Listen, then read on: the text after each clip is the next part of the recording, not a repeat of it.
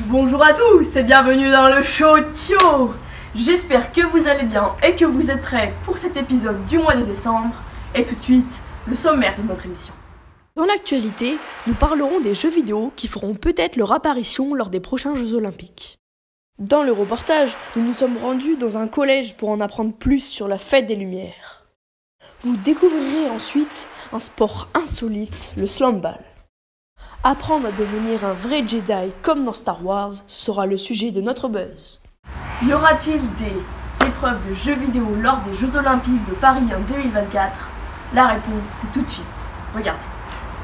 Des jeux vidéo aux Jeux Olympiques? Tournois de football, combats, tirs sur grand écran. Disputer des compétitions sportives à travers des jeux vidéo. Est-ce que ce sera bientôt possible aux Jeux Olympiques?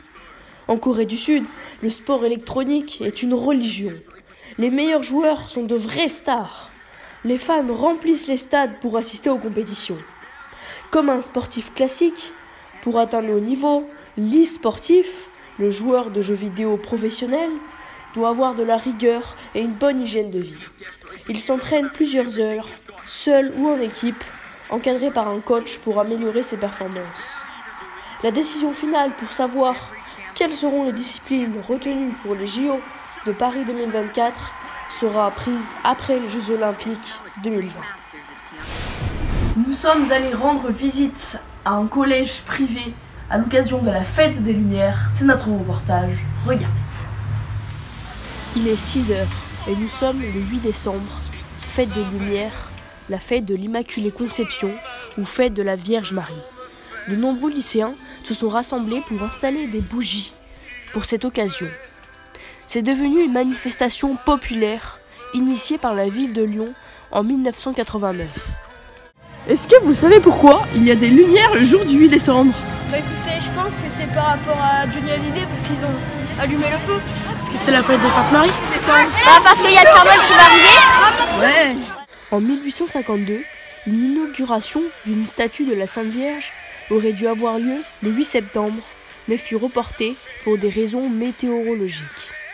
La pluie intervient une deuxième fois le 8 décembre, mais les Lyonnais ne voulaient pas annuler la fête, et donc allumèrent des lumières qu'ils avaient préparées. Pendant cette journée festive, les troisièmes, eux, de leur côté, sont censés réviser leur brevet blanc qui se déroule dans à peine une semaine. Qu'en pense-t-il? Écoutez-les. Est-ce que c'est possible de rater son brevet en 2017? Ouais, bah clairement oui, parce qu'il n'y a jamais 100% de réussite. Et puis voilà, il y a des gens qui révisent pas. Les gens ils en ont rien à battre. Donc voilà, c'est clairement possible. Après moi, je sais que je l'aurai d'office. Bah moi je pense que oui. Bah moi je pense que je vais le rater. Moi je pense que je vais réussir car toutes les réformes mises en place pour réussir son brevet sont là. Donc je vois pas pourquoi je devrais rater mon brevet. Et un élève normal, même avec des difficultés, ne devrait pas rater son brevet. Après il y a quelques petites exceptions, mais je pense que c'est pas Moi quoi. Bah moi j'espère ne pas le rater parce que franchement je vise quand même la mention, j'ai quand même bien travaillé. Bah moi franchement faudrait que déjà si je l'ai je serais déjà contente donc voilà. Après je vise aussi une mention mais à voir. Vous ne savez sans doute pas ce qu'est le slamball, un sport très célèbre en Amérique, plutôt insolite. Regardez. Créé au début des années 2000 par un Américain, le slamball est un mélange de basket et de football américain. Comment réussir ce cocktail? En mélangeant les règles de basket et en y rajoutant des contacts physiques et surtout des trampolines. Il y a 4 trampolines qui sont installées sous les paniers.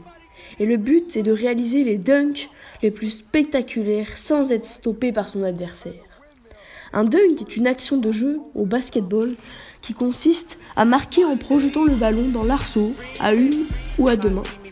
Au slamball, le dunk est roi. Il vaut 3 points alors qu'au basket, un dunk ne vaut que 2 points. C'est parce que le slamball est un sport qui veut avant tout favoriser le spectacle. Il y a 4 joueurs qui portent plusieurs protections, car les contacts sont rudes. Aux États-Unis, le slamball est très célèbre et il est diffusé à la télévision.